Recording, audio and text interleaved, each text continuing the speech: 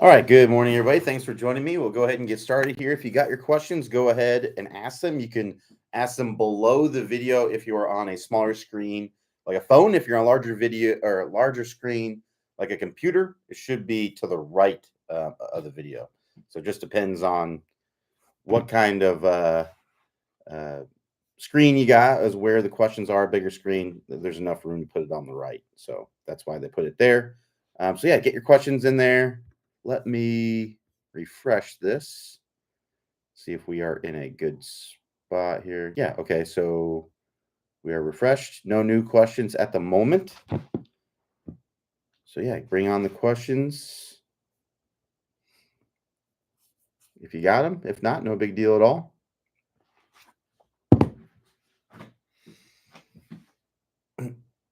I was just thinking about it. We have two more off this office hours, and then we'll have one next week before the new year. So we only have two office hours left in 2024. Be today and then Monday, Tuesday, Wednesday next week, no office hours. And then we'll be back Thursday, Friday. But Thursday, Friday will be 2025. So kind of crazy. The years are passing by.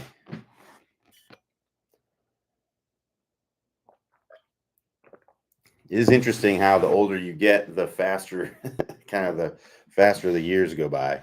I feel like it really wasn't that long ago that it was 2023.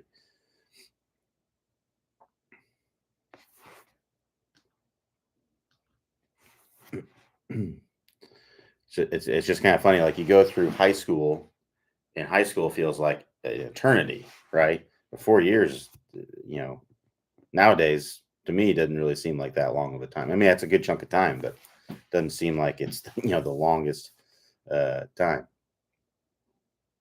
Because 4 years ago, that had been when, uh, more than 4 years ago was COVID, and that doesn't even feel like it was that long ago. Like when it first started, doesn't really feel like it was that long ago. But anyway, if you got questions, bring them on. If not, no big deal.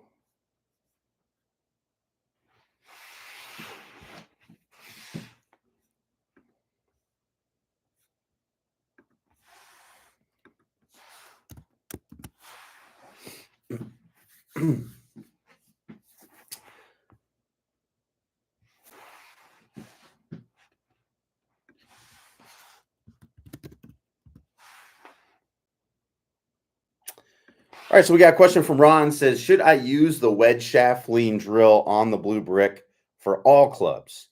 Yeah, so let's talk about that. So if you're not familiar with what that is, this is the blue brick. This is a training aid that Clay invented. If you are interested in getting one, you can on the website click the resources tab. That will take you to the page that lists all the training aids and stuff that we recommend, and you can pick one up there. But if you look here, it says wedge impact position. So that's kind of the drill that he's talking about. It's a very, very cool drill. Basically, set this in front of you like so. Take one of the alignment sticks that comes with it. You're going to put it in that slot. All right. And then you'll put the ball. We have a club here. You'll put the ball about in the middle of the brick. About right there. And then this right here, this lean of the stick, that's the kind of shaft lean that we want with a wedge as we're coming in. That's where most tour players are at. That's how they're getting those. If you ever been to like a tour event or an event where it's like high level players, you watch them hit like a 60, 70, 80, 90, those distance wedge shots. You'll notice how they'll hit it pretty low, right? Compared to maybe what you see a lot of your buddies hitting it. Typically, it'll be pretty low. Typically, they're going to be launching it around 30 degrees. In order to do that, you typically have to have shaft lean around in this area. They do that because it allows them to get superior contact with the ball. So they get really good contact with the ball. they'll also have more control, and then they'll have a lot of spin with it because they're hitting it so cleanly. That's how they're able to kind of like, a lot of times it'll hit, take one hop, and then stop right there. That's a lot of times that's what you'll see. So they're getting quite a bit of shaft lean, when they're doing that. Do we want that much shaft lean with all of our clubs? Not usually. I would say that wouldn't. I wouldn't say. Yeah, I wouldn't necessarily probably want to hit my 5-iron with that much shaft lean because it's just not going to get up in the air very much. There might be certain instances where you would maybe want to hit it that low. So let's say you're trying to keep it low, right? Keep it out of the wind. You're trying to run it up. You're trying to hit it below some trees or something like that. I think having this much shaft lean with a 5-iron would be a good amount. But I think most people, if they try to have this much shaft lean with the longer clubs, or typically it's just going to be hit too low. Because the other thing you have to think about is your club head speed. If you don't have a lot of club head speed, if you have too much shaft lean as you go up through the bag, so you get up to the 6, the 7, the 7, 6, 5, 4, 3 irons, those irons. If you have so much shaft lean and you don't have a lot of speed, that ball's just not going to keep climbing up in the air very much, right? So part of hitting the ball higher is not just, adding the loft, right? But it's also the speed of it. The more energy I give the ball, the more it's going to keep climbing up in the air. So if you think about it this way, let's say, my arm here that's horizontal here, that's the ground. And this is the launch angle that I would hit it at. Let's call it 30-degree launch angle, right? Well, if I hit a shot with, and the ball speed ends up being 100 miles an hour, right? Well, it'll go up in the air and then it'll reach a certain peak and then come down. Well, now let's say I hit it, I get more ball speed. I get 130-mile-an-hour ball speed. So that ball is going to have more energy. But let's say I launch it at the same angle. Well, that ball is going to keep going. It's going to go, go, go. It's going to surpass where it went before, and then it's going to start coming out of the air. So it's going to keep climbing up in the air. That's how you're going to get that higher apex of height. So, if we have a lot of club head speed, the closer that we can get to this kind of shaft lean angle. You'll see some tour players that have a ton of shaft lean with their longer irons. And it's really mainly it's just because they have a lot of speed. Dustin Johnson, if you watch him hit like a 5-iron, he's got a ton of shaft lean. The other thing to think about Dustin Johnson is he generally hits fades. When you hit fades, you're going to have the face a little bit more open. When the face a little bit more open, it's going to have a little bit more loft and spin. So there's lots of things that go into it. But what I would say is this is great practice to hit, to get the amount of shaft lean that the pros are playing with the wedges. Club head speed really isn't a huge factor there because it's a wedge shot. You're hitting, you're controlling the speed, right? It's not a full swing speed, right? You hitting a 60-yard wedge shot, you're going to be hitting that with the same amount of speed as a tour player is, right? But your full swing 5-iron is not going to be the same, most likely, as a tour player. Most people, just based on the percentages. There's a lot of you out there probably are. I'm not a professional golfer. I'm a teaching pro, but I'm not a professional golfer, and my 5-iron club head speed is comparable to what the average professional golfer is. But what I'm saying is that most golfers, just based on the percentages, aren't going to have enough club head speed to really be able to sport a ton of shaft lean.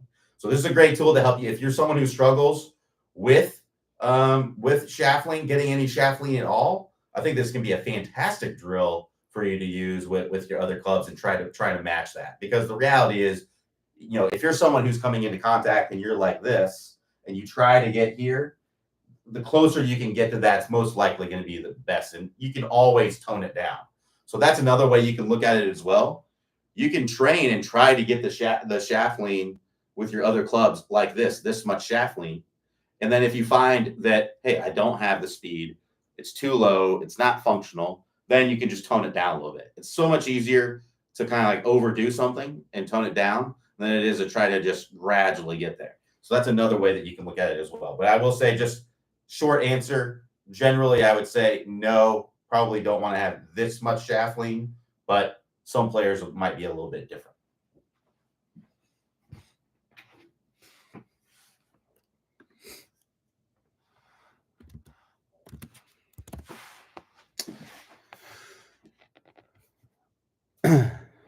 All right, so let me get this out of the way. Go to the next question here.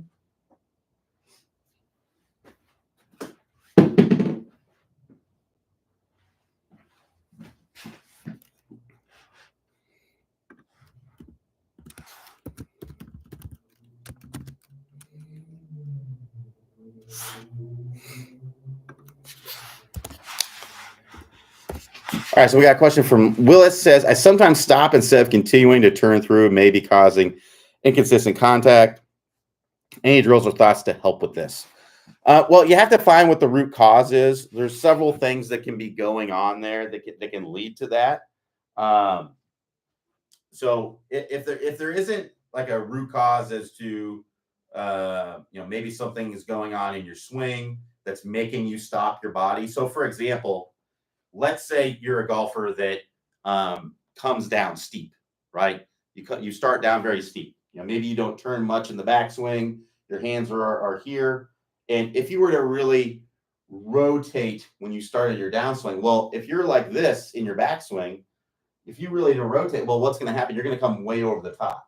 So what a lot of people will do is they'll get here and then they stop their body. So that way the club can work down from the inside or in a decent position. And then I'm coming through like this and I don't really finish my swing because I haven't rotated in the backswing, right? So that's one possible explanation.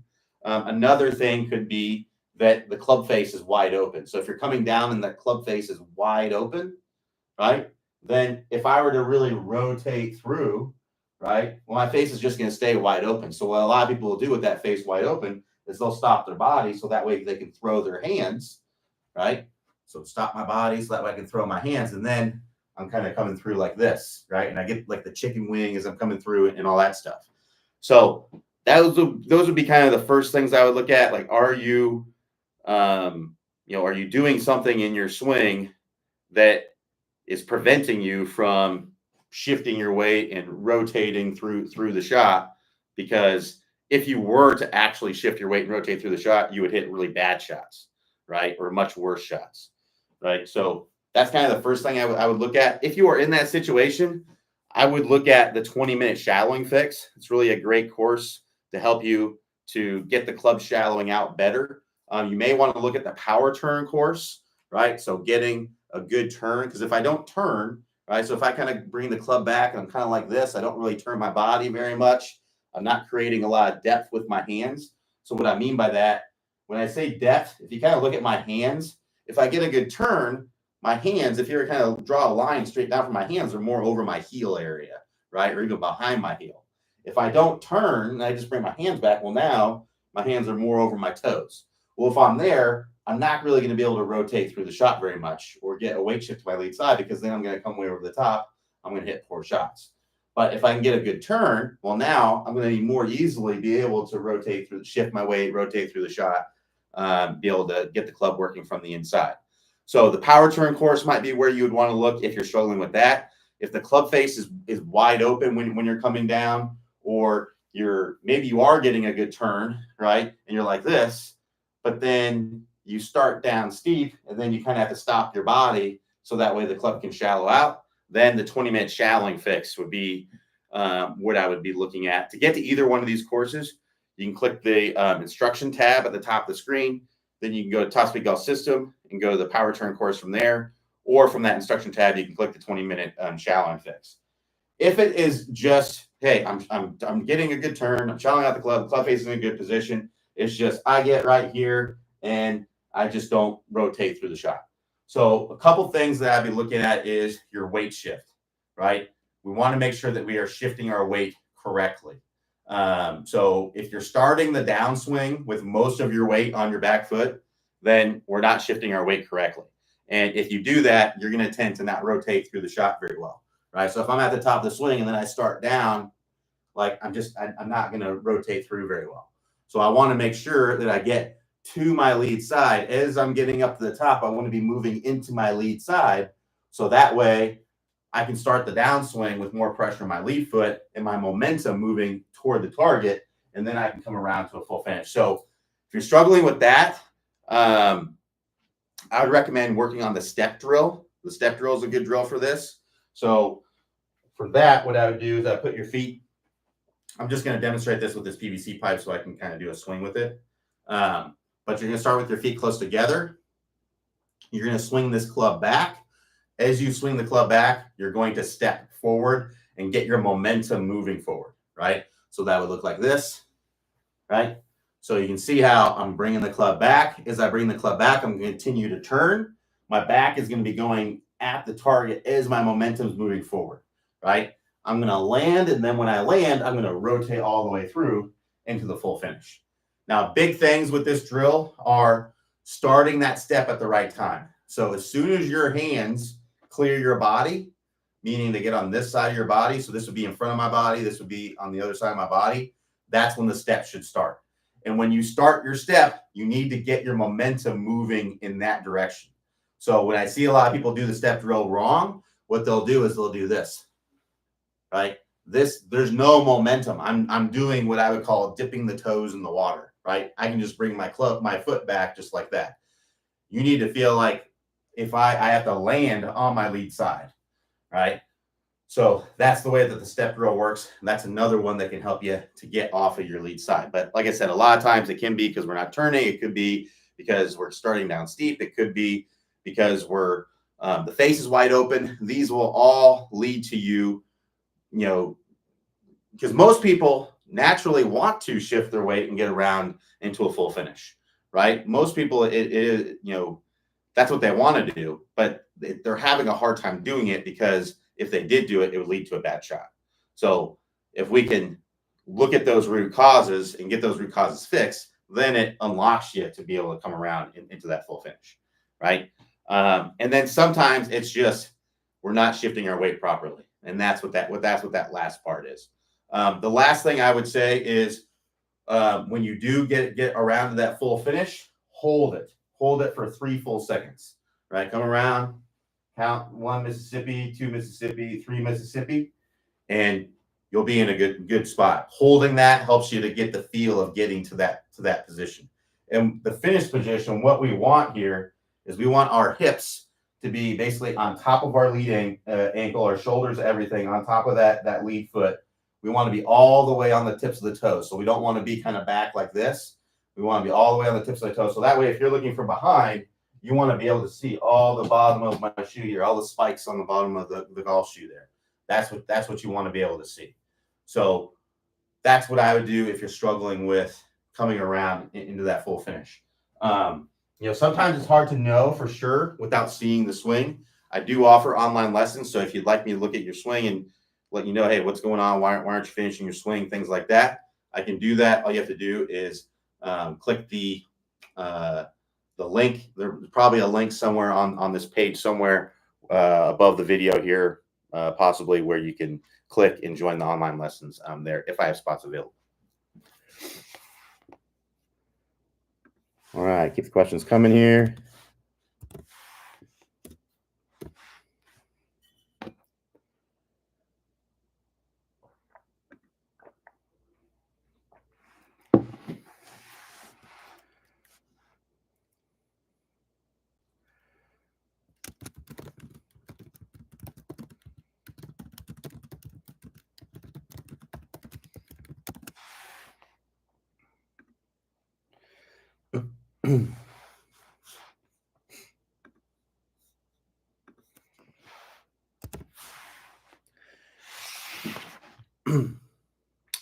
All right, so we got a question here from Reg in says, what is the best way to train consistent ground contact? Well, we do have a course that talks about this. This is the Ball Then Turf Masterclass. I can't remember if that is included with the membership or not, so forgive me. So it might be a course that you may have to purchase. I can't remember exactly, but that is a course with lots of drills that help you to improve that. I'll talk about some of the things that we're doing in there, but that would be kind of the main thing there. So first and foremost, you want to have something that you can you will know for sure where you're hitting the ground. So some tools that you can use would be like a divot board. So this is a really cool tool. You put it on the ground, you swing on it, you put the ball in this little dot, you hit it, and then you can see exactly where you're hitting the ground. So when you're using this, basically where I would like to see as far as ground contact, it would be anywhere, a half inch or so behind the dot is typically fine. Obviously in the dot is good. You get too much in front of the dot, then it's going to tend to get thin, depending on how you're coming down. But basically anywhere, if the ground contact is starting, I would say anywhere in this white area here. So you've got 2.5, 3 inches there of margin for error, typically where you can hit the ground and hit it solid, right? So using something like this can give you some good feedback. You can also use foot powder spray if you're hitting off of real turf, right? So foot powder spray here. This is the Dr. Scholl's Odor X. Basically, this is the one that we recommend. There's also something called Strike Spray that you can get on, I think it's on Amazon. It works really well as well. I'm not sure the price point wise, which one's a little bit cheaper or not.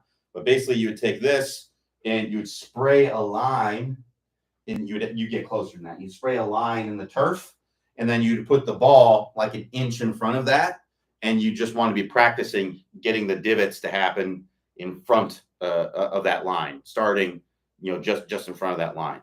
So that would be something you could do. And then if you're hitting off of mats, what I'd recommend is using masking tape. So you take some masking tape. I actually like to use the 1-inch masking tape because that's how far you want the ball in front of it. So you take the masking tape, you put it on the ground. We'll go ahead and do that.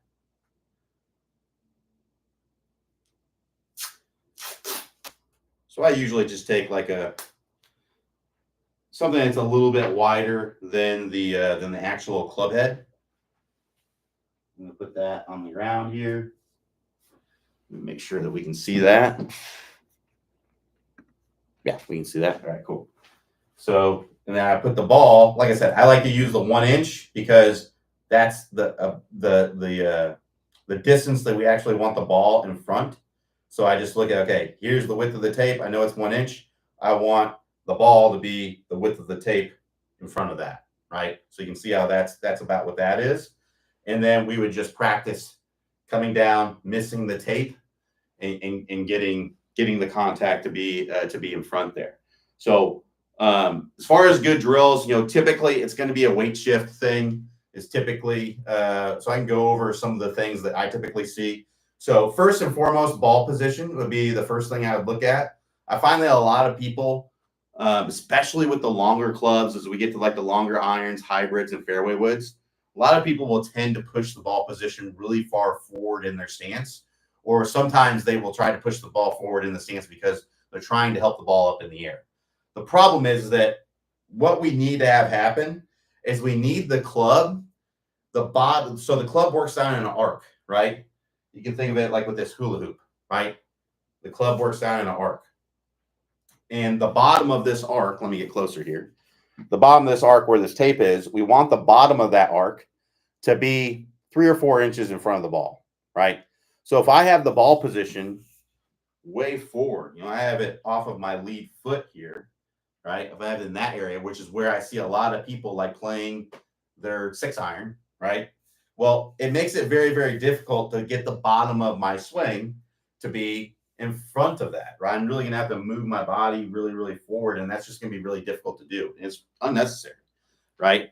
So, so what I recommend typically most people for about any shot that you are hitting off of the ground where we need to have the bottom of the swing arc to be in front of the ball 3 or 4 inches is to have the ball position middle to maybe a little bit forward of the middle, right? That's going to make it easier for you to make ball first contact. So ball position's a big one. And there are times and places to put the ball position a little bit more forward, But if putting the ball position forward for you always leads to a chunk or a thin or a top, then it's really just not worth doing it, right?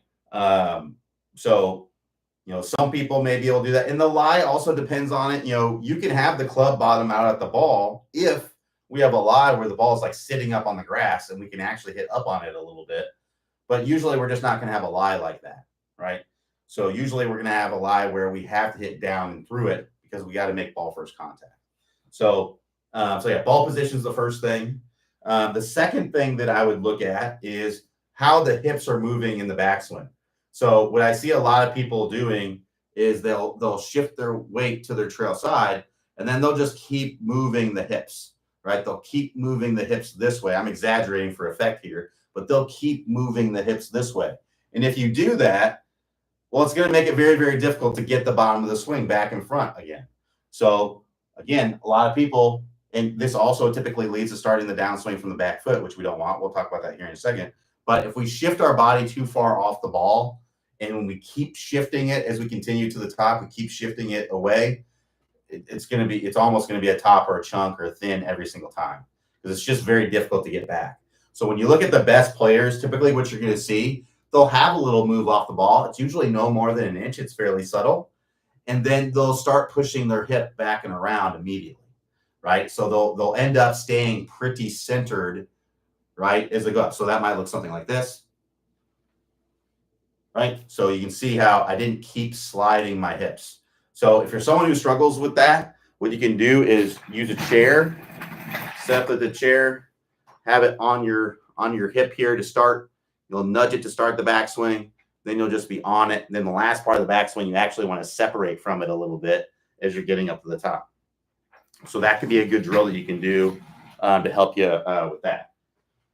The next piece that I see is, okay, well, maybe you are doing what I talked about, where you shift your weight and then you stay fairly centered, but you don't actually get your momentum moving toward the target as you get up to the top. So that might look like this, where I shift, and then I go up to the top, and then my weight is still over here when I start, and then I'm starting my downswing from my back foot, and I'm coming through. We want to shift, and then we're going to be staying centered, and then as we get up to the top, we actually want to start moving in this direction. We want to start moving toward the target. So if you're someone who struggles with that, the step drill is a really good drill to do. Start with your feet together, throw the club back. As you throw the club back, you'll start your step forward, right? So that gets your momentum moving forward as you're going back. And I will say, a lot of people struggle with that drill. If you struggle with it, it's just more the reason that you need to work on it some more, because that's proper sequencing on the golf swing. If you want to be a good golfer, you pretty much have to get that right. It's very, very difficult to be able to control things very well, be consistent if we're not getting the weight shift right, the proper sequencing of the weight shift, and things like that. So the step drill is a must drill, I would say, if you're someone who struggles with that. So definitely, I would recommend working on the step drill if you're someone who struggles with that. So that would be another thing that I'd be looking at. Typically, those three things that I just talked about, having a proper ball position, not sliding too far off the ball in the backswing, and then getting your momentum moving forward. Typically, those things by themselves will get you to where you're able to make good ball first contact. Sometimes there's other things that don't apply to everybody, but I'll talk about those here. So one of them is swinging too much from the inside. I'm seeing that a little bit more nowadays with some of the students that I've been getting, because I know that we've been advocating shallowing out the club, but you can definitely over shallow out the club. If you get the club too far behind you, too much from the inside, you're generally going to start hitting the ground too much before the ball. So imagine I'm hitting the ball that way, right? I'm standing at home plate, pitcher's right in front of me, first base is that way. Imagine I swing this club in the direction of first base. So this is kind of extreme, but imagine I'm swinging 45 degrees out to the right. Well, if I do that, where's my club going to bottom out? It's going to bottom out more toward my back foot, right? Well, where does my swing need to bottom out if I'm going to make ball first contact? I need it to bottom out more toward my lead foot, right?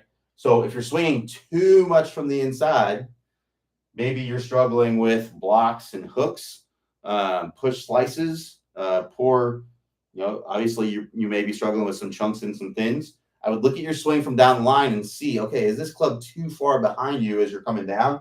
And if it is, it's too shallow, then I would tone it down and try to feel like you're coming over the top a little bit to get that contact in front. Again, that's not going to apply to a lot of people, but it's definitely something that I've been seeing a little bit more of since we've basically released the 20-minute shallowing fix. So yeah, definitely think about kind of coming over the top a little bit. What a drill that you can do with the blue brick. Again, this is a training aid that the Clay invented. If you're interested in it, you can go to the resources tab and you can pick one up from that page. There's a list of all the training aids and stuff that we recommend there. But what I would do is put this stick in the shallowing setting here. I got a wedge in my hand here, so I'm going to put it in the wedge setting. And then you're going to take another alignment stick and you'll put it. There's a hole right here where you would put it, but I can't put it in there because the wall's there. And then I just place the ball about a club head outside of the stick. And now if I swing this club too much from the inside, I'm going to whack this stick, right? So it's basically forcing me to get my swing more on plane, right? Not so far behind me. I would actually have this a little bit more behind me. I'd have it kind of more in this area. I didn't want to push it too far off the screen. But you can see here now, if I get too shallow, I'm going to hit this stick. If I get in a good spot where I'm just above it, well, now I'm going to be coming in. It's still going to be nice and shallow. And it might even be good for you to feel what it feels like to come down a little bit steep again to get the right feel for it. Because a lot of people have kind of misunderstood things a little bit. They were already shallowing out the club, and then they work on the shallowing fix, and they start shallowing out the club more, and that's too much, right? So if you're already shallowing out the club, you don't need to work through the 20-minute shallowing fix because you're already doing what the course is meant to help people to do. So if you're in that kind of situation, make sure before you go through the course that you're not already shallowing out the club. If you're someone who's getting good ball flight, you're not hitting big slices, your ball flight is pretty solid. Maybe you got like a little baby draw or something like that. You're probably already shallowing out the club, right? So you probably don't need to work through the 20-minute shallowing fix. So save yourself a little bit of time and not work through that if you are in that situation. But this would be a drill that you could do to help you to not come in too shallow and be able to make better ball first contact. The last piece that I would say, and I'm often hesitant to even mention this because a lot of people, they'll just go straight to this. And that is shaft length, right? So if we have, what I would say, the only time that I would say this is the one that you need to jump to first and foremost. Actually, I wouldn't even say that. But I'll explain why here in a second. So if you're someone who's coming in and you have backwards shaft lean, meaning that at contact, the shaft is actually leaning away from the target. It's fairly rare to see that. But if you're in that kind of situation, it's going to be very, very difficult or basically almost impossible to make ball first contact. A lot of times this is because we are hanging back in the swing. So I would still want you to do, or the ball position is too far forward. So those first three things, I would still want you to get the ball position in a good spot, make sure the hips aren't sliding too far in the backswing, and make sure that your momentum's going forward. Because if you're coming into contact and let's say your ball position's there and you're hanging back and you've got backward shaft lean, well, if you just got the ball position more in a better place and you got your body more forward, well, look, now I don't have that backward shaft lean. Now my shaft is leaning forward. So sometimes that can fix it, those first three things. Well, let's say you did all those things, right? Let's say your body is forward. I have seen this before. It's fairly rare, but where we're coming in like this. My body is forward, my momentum's moving forward, but I still have backward shaft lean. In that kind of situation, I would say yes. I would highly recommend working on some shaft lean. Very, very simple drill that you can do with that is take an alignment stick, and I would start out with shorter, slower swings, get to where you can do it in a shorter, slower swing, then build it up. But basically you take the alignment stick, put half of it down the shaft, and then just work on little chip shots where you're coming through and you're not letting this stick whack you in the side. As you get better with shorter swings, you can build it up to longer and longer swings.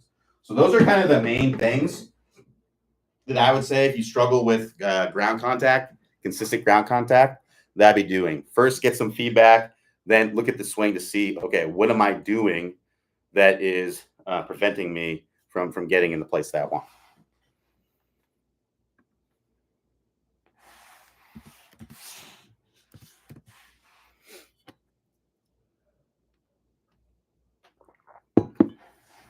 All right, we got about 25 minutes left. If we got any more questions.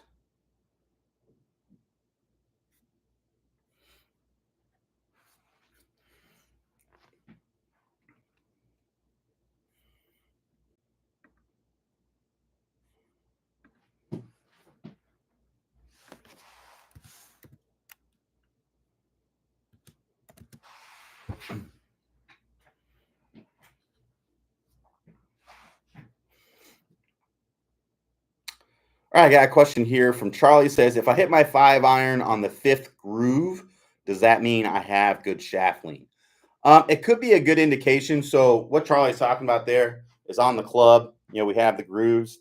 If you're hitting it on the 1, 2, 3, 4, 5, if the center of your strike is kind of like right there, basically like right in the middle of the face, that's a good indication that you might have shaft lean, but doesn't necessarily mean that you will. Because think about it this way. I could put the ball on a tee, right? Elevated off the ground, and I could come into contact and I could be like this and hit it on the 5th groove, right? And I have backward shaft lean, right? So it can depend on lie. I would say if you have a really tight lie and you hit the ball solidly, meaning you didn't chunk it, right? Because I can get, again, I can come into contact and have backward shaft lean and chunk the ball. And sure, I can contact the ball on the 5th groove, but I chunked the ball to do it, right? The ground got in the way. So I would say if you have a tight lie, you make ball first contact, then I would say that's probably a pretty good indication that you do. But it doesn't, the lie plays a big role in that. Because if the ball is sitting up on the grass like it's on a tee, then you're not necessarily going to have that. And the other thing that I didn't show there was some of you may be wondering, well, what does it matter what groove you hit it on? What does that have to do with shaft lean? So let me do a little visual here. So this is a wedge here. And if I have this club straight up and down, so no shaft lean like that, and I come in, you can see the contact point is like the 1st groove. Might be 1st, 2nd groove there, right? Well, now look what happens. If I start to lean this shaft forward, look where the contact goes. Now it's 3rd, 4th groove, right? So typically the more shaft lean you have, the better off you're going to be getting the ball in the center of the face instead of hitting it thin and things like that. So like I said, it's really not a for sure thing, but it's a good indication. What I would say, if you really want to know if you have shaft lean or not, the easiest and simplest way to do it would be to just record your swing from face on. So record your swing. Most phones these days have like good slow motion cameras on them. We actually use at Top Speed Golf. We use an app that's called OnForm. Really great for analyzing your swing. It is a free download app. For Android or for iPhone or even iPad. They give you a free trial, I think, in the beginning, 1 or 2 week trial. And then after that, I believe it's like $5 a month. But if you're serious about improving your golf game, improving your golf swing, I think it's a must to be able to analyze your swing.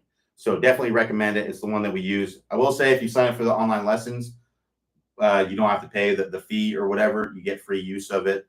We take care of that part. It's included in the lesson fee. But yeah, checking down video, get the camera angle, get it at about hip level here. This is about the height of the camera that you want it, about at this level. You want it to be perpendicular to your toe line, going straight through the middle of your body, right? So if you really want to kind of make sure you set it up correctly, what you can do is you can put an alignment stick on the ground that's parallel with your feet. Then you put another alignment stick that's perpendicular to that you would be straddling right in between your feet. And then you just want to line the camera straight up with that. So hip level, perpendicular with the toe line going straight through the middle of the body here. And then you want to be far away enough to where you and the club stay in the frame throughout the entire swing. Once you do that, then I would just pause your swing at as close to impact as you can get.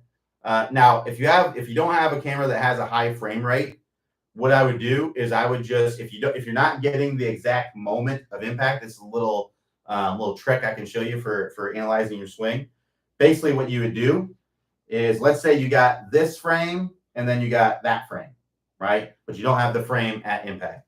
Well, what I would do is I would, pause it at this frame, draw a line on the shaft, and then pause it at this frame, draw another line on the shaft, then go back and draw a line at where the shaft would be at impact, basically even with the ball, right? And then split the difference between those two lines. And that's going to give you a good indication of what your shaft lean is, right?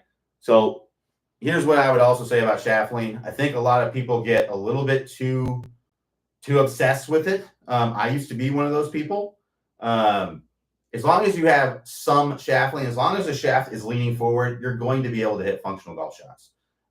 It's only really a huge problem when the shaft is leaning backwards at impact, right? If you're in that kind of situation, it's going to be almost impossible for you to hit good golf shots. A lot of people will, the reason why I mention this is because I have a lot of students come to me and they'll look like that at impact, right? So it's not, I don't have Dustin Johnson level shaft lean, right? But it's shaft lean nonetheless. The shaft is leaning forward, right? And that's what they want to work on. But you look at their swing and maybe they're like an 18 handicap, and it's like getting your hands from there to there isn't going to make you an 18 to a scratch, right? So I want people to work on things that are going to give them the biggest bang for their buck, right? What I would say is that if you are a 3 handicap, a 2 handicap, single digit scratch golfer, and you have plenty of speed, right? And you have this much shaft lean, getting that much shaft lean could help you to get to where you want to go, right? But if you're a higher handicap golfer, there's most likely other things, more low-hanging fruit that you can do to get you to be, a lower handicap golfer. So don't get too obsessed with the shaft lean, too much. But it's definitely something that you want in the swing. But if you have some already, you're really kind of in a fine spot. So yeah, that's basically what it comes down to is getting into a good spot, and then going from there.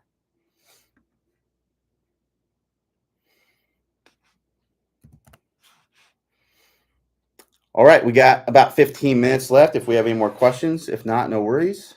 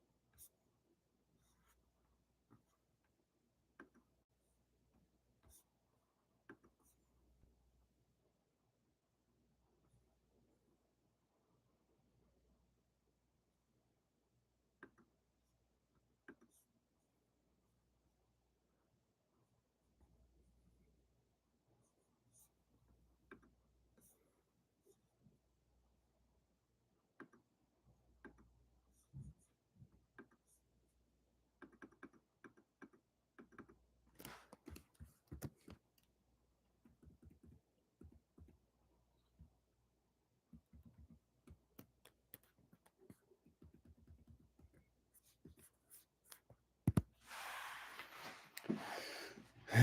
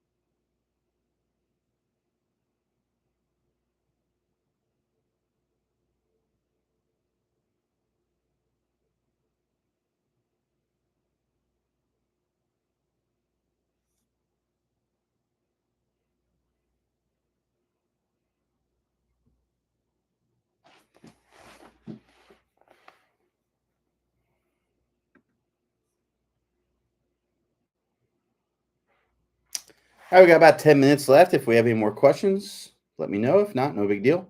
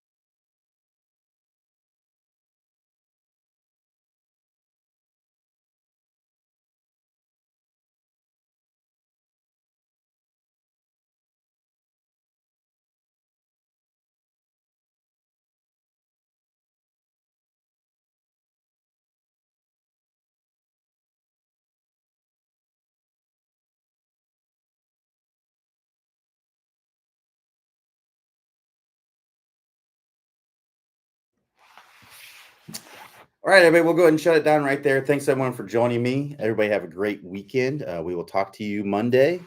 Have a good rest of your day.